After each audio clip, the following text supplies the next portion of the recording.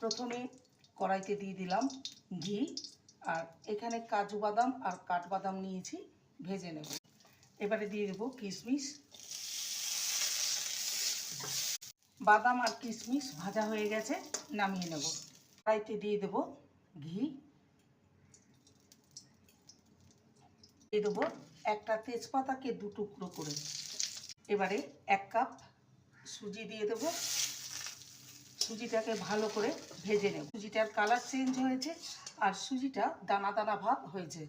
এবার এখানে প্রায় 1/3 কাপ চিনি নিয়েছি, সামান্য লবণ, অল্প দুধ দিয়ে এটাকে ঝরঝরে বানাতে হবে।